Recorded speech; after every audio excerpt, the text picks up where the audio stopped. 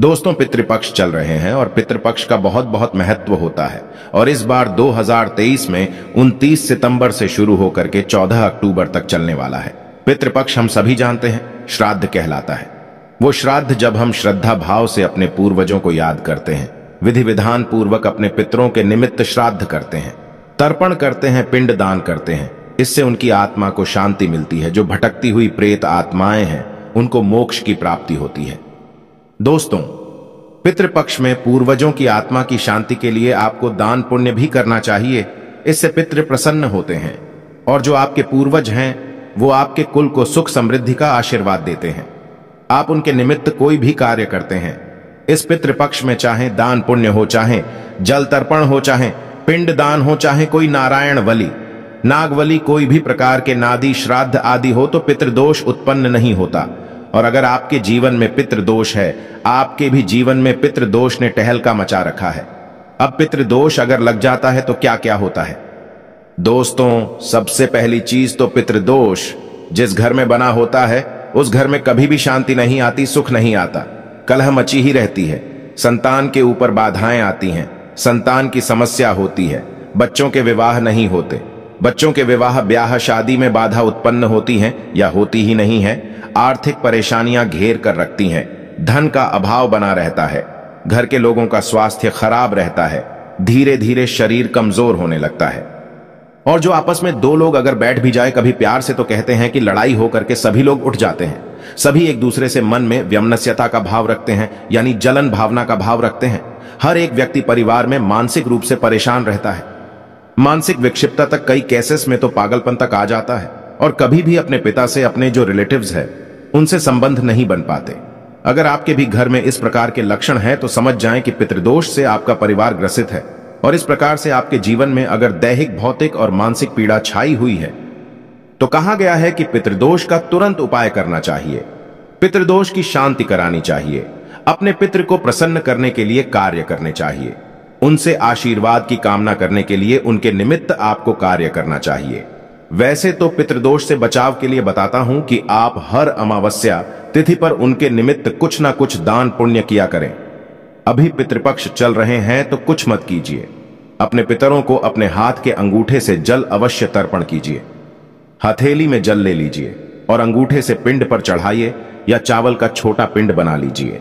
आपको मैंने सारे घर में तर्पण विधि बताई हुई है, किस प्रकार से घर में आपको तर्पण करना चाहिए। दोस्तों, आप अपने पितृ को जल चढ़ा के देखिए। हमारे हाथ में पितृ तीर्थ होता है, तो जिनको मालूम नहीं उनको बता देता हूं। हथेली में अलग अलग जो ग्रह होते हैं, हमारी हथेली में बहुत सारे आप देखेंगे उठे हुए भाग होते हैं। इनको हम पर्वत कहते हैं। तो इसमें जो तर्जनी उंगली होती है और अंगूठा होता है, इसके बीच का जो भाग होता है ये पितृ देवता का होता है। इसे पितृ तीर्थ कहा जाता है।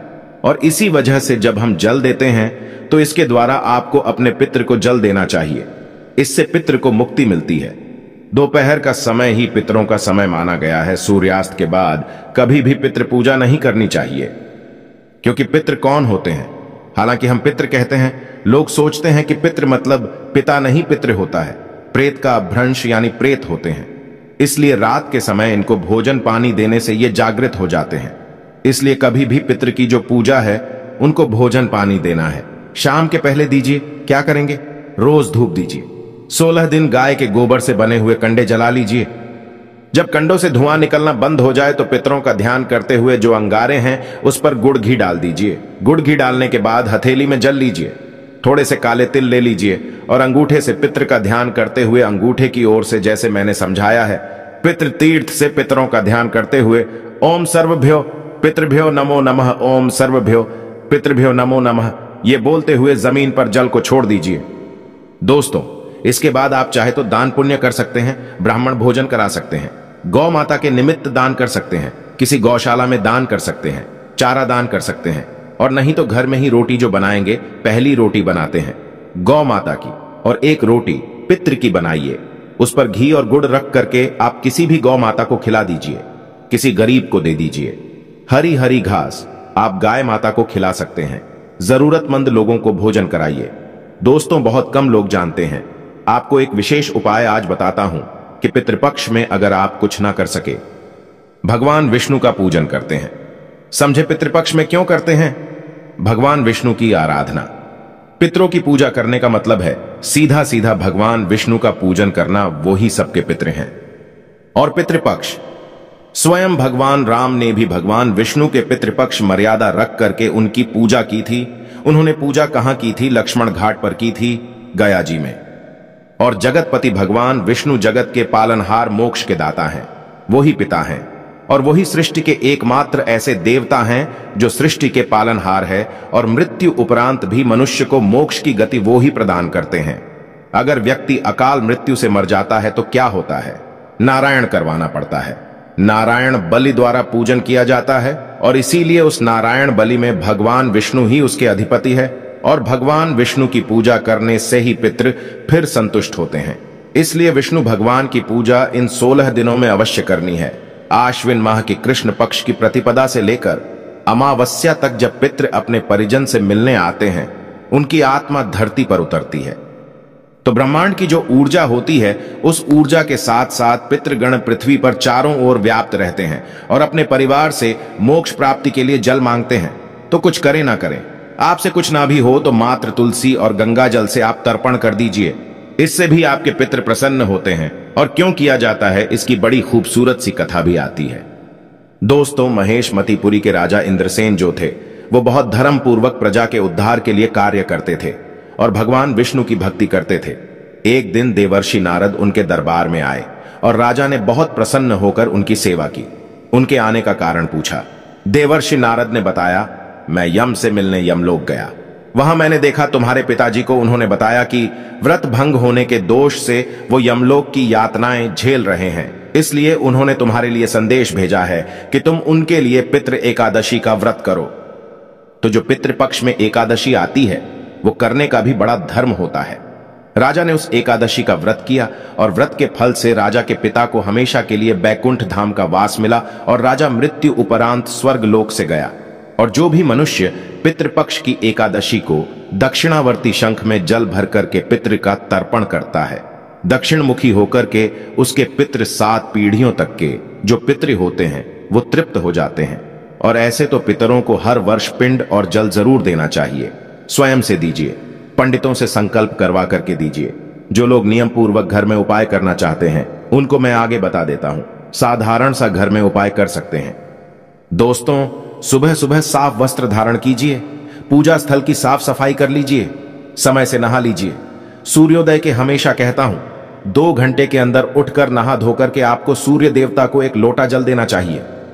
उसी लोटे में जल भर लीजिए, दक्षिण की तरफ मुख हो जाए, थोड़े से काले तिल डाल लीजिए और दक्षिण मुख होकर के ओम सर्वभ्यो पितृभ्यो नमो नमः, ओम सर्वभ्यो पितृभ्यो नमो नमः, ये बोलते हुए अपने पितृ की तृप्ति की कामना से आपको जल अर्पित करना चाहिए। और अगर आपके पास दक्षिणावर्ती शंख है, अभिमंत्रित किया हुआ विशेष रूप से, एक तो सफेद शंख आता है जो नॉर्मल विष्णु भगवान के सामने आप अर्पित करते हैं, एक होता है पितृ गायत्री दक्षिणावर्ती शंख। अगर ये आपके पितृ गायत्री मंत्र द्वारा सिद्ध किया हुआ है, अभिमंत्रित, तो उसे आप दक्षिण मुख होकर के उसमें जल भर करके अर्घ दीजिए। दोस्तों, और अगर कुशा घास है तो कुशा भी ले लीजिए। साथ में कहते हैं कि कुशा और श्री हरि विष्णु के अंश से ही बना है और इसके अंदर अमृत तत्व का वास होता है। तो कुश के जल से आप चाहे तो पितृपक्ष में शिव जी का अभिषेक कीजिए, इससे भी आपकी बाधाएं दूर होंगी, पितृ को मुक्ति प्राप्त होती है। और नहीं तो आप दक्षिणावर्ती शंख में या ऐसे ही हाथ में कुशा हाथ में लेकर के पितरों को दक्षिण मुख होकर के जल अर्पित कीजिए। इससे श्राद्ध की प्रक्रिया पूरी होती है। आप चाहे तो कुशा जल में डाल करके स्नान कीजिए। इससे भी मन का डिप्रेशन जो होता है, मन की प्रॉब्लम्स होती है, वो दूर होती हैं। दोस्तों, आपके पास अभिमंत्रित अगर दक्षिणावर्ती शंख है तो इससे आप पंचामृत भर के उसमें भगवान विष्णु का भी, भगवान विष्णु की कोई भी सुंदर मूर्ति ले लीजिए। खड़े हुए अष्टधातु में बनी हुई कोई मूर्ति हो या फिर कोई चांदी की सुंदर मूर्ति हो, इस प्रकार से मूर्ति लेकर के भगवान विष्णु की आप उससे अभिषेक कीजिए। या फिर आप भगवान विष्णु के शालिग्राम स्वरूप जो होते हैं उनका भी अभिषेक कर सकते हैं। पंचामृत से उनको स्नान कराइए। साथ ही साथ दक्षिणावर्ती शंख में जल और काले तिल भर करके उनको स्नान कराएं। बोलते जाइए, ओम नमो भगवते वासुदेवाय, ओम सर्वभ्यो पितृभ्यो नमो नमः। दोस्तों, आप देखिए, बड़ा से बड़ा पितृदोष होगा कोई भी आपके पितृ अगर नाच भी रहे हैं, क्रोधित है, तो भी वो शांत हो जाते हैं। शंख से वास्तु दोष, पितृदोष ही दूर नहीं होता। इससे आरोग्य वृद्धि भी होती है, आयुष्य की प्राप्ति होती है, लक्ष्मी प्राप्ति होती है, संतान प्राप्ति होती है, विवाह आदि की रुकावट दूर होती है। इसलिए इस बार पितृपक्ष में किसी भी दिन आप पितृ गायत्री जो शंख होता है, दक्षिणावर्ती शंख या ऐसे ही प्लेन दक्षिणावर्ती शंख ले लीजिए। ये जो दक्षिणावर्ती शंख होता है, पितृ गायत्री शंख होता है, ये अपने आप में चमत्कारी लाभ के लिए भी जाना जाता है। नॉर्मल कोई भी दक्षिणावर्ती शंख हो, चाहे पितृ गायत्री हो, नॉर्मल सफेद शंख हो, इसकी उत्पत्ति समुद्र मंथन के समय सागर से हुई थी और इसके शीर्ष में चंद्र देवता का वास माना गया है, मध्य में वरुण देवता का, पृष्ठ भाग में ब्रह्मा का वास माना गया है और आगे के भाग में गंगा, यमुना और सरस्वती का वास माना गया है। तो इस शंख के जल से कहा जाता है, जो भी मनुष्य स्नान कर लेता है और अपने पितृ को जल अर्पित कर देता है, उसे संपूर्ण तीर्थों में स्नान का फल प्राप्त हो जाता है। उसके संपूर्ण जो पितृ होते हैं, 7 पुश्तों के पुश्तों तक के पितृ उसके शांत हो जाते हैं। जहां पर यह दक्षिणावर्ती शंख रहता है, वहां भगवान श्री हरि भगवती लक्ष्मी साथ सदा निवास करते हैं, अमंगल घर से दूर भाग जाता है। और कहा गया है इस अनोखे शंख के लिए कि सीधे हाथ की तरफ खुलने वाले शंख को यदि पूर्ण विधि विधान के साथ लाल कपड़े में आप लपेट कर रख दीजिए अपने घर के स्थान पर, तो हर तरह की परेशानियों का हल हो जाता है। हमेशा ध्यान रखना चाहिए। दक्षिणावर्ती शंख भी कई प्रकार के आते हैं। ऐसा नहीं कि आप कहीं से भी कोई भी शंख प्राप्त कर लें। कोई कैल्शियम वाले शंख आपको नहीं लेने हैं। असली शंख होने चाहिए, उच्च श्रेणी के शंख होने चाहिए, कैलाश मान सरोवर से प्राप्त होने वाले चाहिए, मालद्वीप हो, लक्षद्वीप हो, कोरामंडल हो, श्रीलंका हो, इंडियन ओशन हो। यहां के जो शंख होते हैं ये श्रेष्ठ होते हैं। इनको आपको प्राप्त करके इनको 1.25 लाख जप सिद्धि से अभिमंत्रित करा करके अपने घर में स्थापित करना चाहिए। ये स्वयं लक्ष्मी स्वरूपा हो जाते हैं। निम्न कोटि के शंख अगर आप ले भी लेते हैं, उनकी सिद्धियां प्रॉपर ना की जाएं, तो वो सुचारू रूप से फल नहीं देते। और इस बार पितृपक्ष में प्रत्येक दिन आपको हो सके, अगर पॉसिबल है, तो दक्षिणावर्ती शंख में काले तिल और जल भर के ओम सर्वभ्यो पितृभ्यो नमो नमः, ओम सर्वभ्यो पितृभ्यो नमो नमः, ये बोलते हुए दक्षिण मुख होकर के अपने पितृ को जल दीजिए दोस्तों। और फिर थोड़ा सा धूप करके उनको भोजन अर्पित, जो भी सात्विक भोजन आप बनाएं वो आप अर्पित कर दीजिए। आप देखिएगा आपको बड़े से बड़े पितृदोष से अवश्य मुक्ति मिलेगी। और भगवान विष्णु की भगवान की सुंदर खड़ी हुई अष्ट धातु या चांदी की अभिमंत्रित मूर्ति हो, तो उसको आप दक्षिणावर्ती शंख से अभिषेक कीजिए। फिर शुद्ध जल से स्नान कराएं, प्रभु को पीले वस्त्र धारण कराएं, चंदन लगाइए, जनेऊ धारण कराइए। चंदन का इत्र है आपके पास तो उसको लगाइए, अबीर गुलाल सफेद तिल ये चढ़ाइए, फूल तुलसी पत्र ये अर्पित कीजिए। जितना हो ओम नमो भगवते वासुदेवाय, ओम नमो भगवते वासुदेवाय का जप कीजिए। ओम सर्वभ्यो पितृभ्यो नमो नमः इसका जप कीजिए। पितृ गायत्री मंत्र का जप कीजिए। विष्णु सहस्त्र नाम का पाठ कीजिए। और जो लोग भी पितृ मोक्ष की इच्छा रखते हैं तो दक्षिणावर्ती शंख से तर्पण कीजिए, पितृ के निमित्त तर्पण कीजिए। आप देखिए कैसा चमत्कार आपके जीवन में होता है। आपके साथ पीढ़ियों के पितृ तृप्त हो जाएंगे। लक्ष्मी नारायण की पूजा में सफेद या पीले पुष्प आप यूज करें।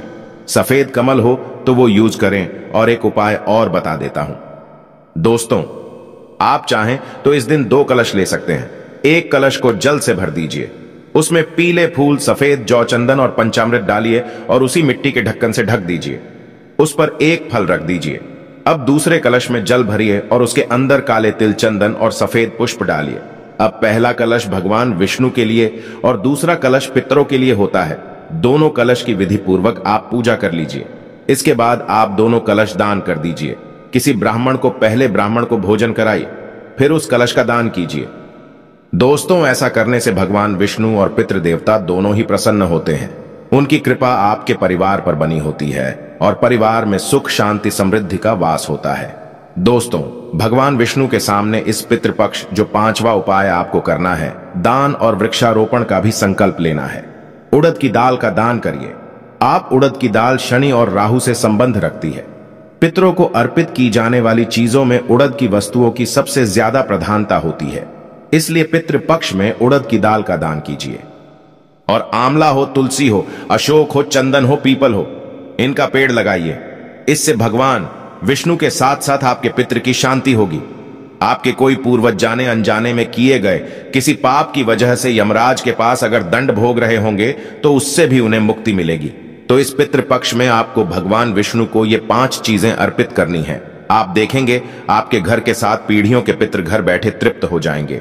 अगर सामर्थ्य नहीं है तो नॉर्मल श्राद्ध कीजिए और दक्षिणावर्ती शंख से अपने पितृ के निमित्त आप अभिषेक कीजिए। कर लीजिए। उपाय दोस्तों, पितृपक्ष भगवान विष्णु को समर्पित होते हैं। कमेंट बॉक्स में लिखें जय माता लक्ष्मी, जय श्री हरि, एक लाइक जरूर करें।